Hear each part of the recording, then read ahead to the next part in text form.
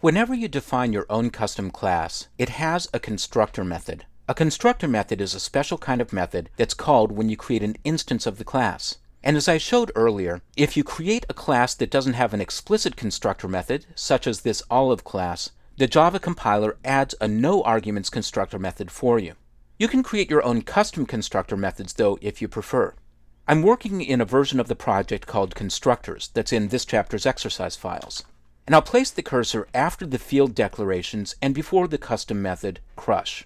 A constructor method looks like this. You start with the keyword public, and then the name of the method is always the same as the name of the class. Constructor methods can be designed to receive arguments, but if you're going to have any constructor methods and you want to be able to call the constructor method with no arguments, then you need to define it explicitly. So I'm going to create a constructor method, and within the constructor method, I'll just output a message to show when the method is being called.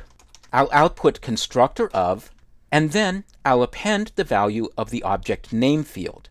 When you refer to the name field, prefix it with the word this. This in Java means the current instance of the current class.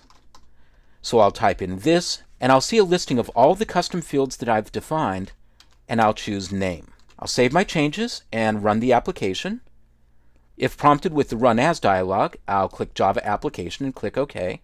And I see constructor of Kalamata each time I create an instance of the class. Now notice with constructor methods, you don't do any return type. You don't put in the keyword void, because constructor methods never return a value. So you put in the accessor method, which should always be public, and the name of the class, and you're done. Now, as with other kinds of methods, you can overload a constructor method. That is, you can have more than one version of it, as long as you distinguish them by the numbers or data types of the arguments. I'll move the cursor down below the no arguments constructor method, and this time I'm going to ask Eclipse to generate a constructor method for me that accepts values into the constructor method and passes those values to the fields that I've already defined. I'll right-click in the empty space, then I'll go to the Source menu, and I'll select Generate Constructor using Fields. Eclipse shows me all the fields that are a part of this class: name, flavor, color, and oil. I'm going to create a constructor method that just receives the value of oil, and then I'll click OK.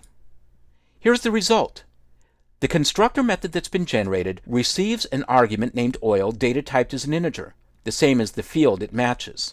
Skipping over the next line, the call to the super method, which I'll explain in a moment, the method takes the argument that's been passed in and passes it to the field. This .oil means the field, or instance variable, and oil by itself means the argument. If you don't put in the keyword this, prefixing the variable name, you're talking about the argument. Now the super method isn't really needed in this situation. Super, opening closing parentheses, means call the constructor method of the superclass. We haven't talked about inheritance yet, and I'll describe this more closely when we talk about inheritance later on, but this basically means call the constructor method of the class that this class is inherited from.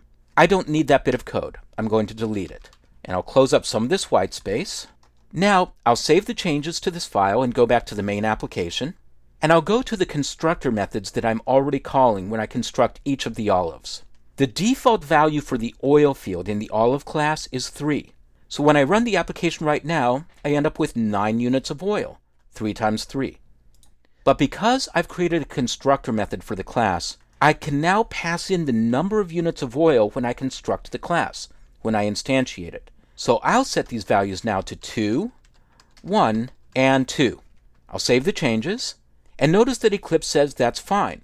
There's a constructor method that's looking for an integer argument, and that's what you've passed in. I'll run the application, and this time I don't see the output telling me that I've constructed the class, but I get 5 units of oil, 2 plus 1 plus 2.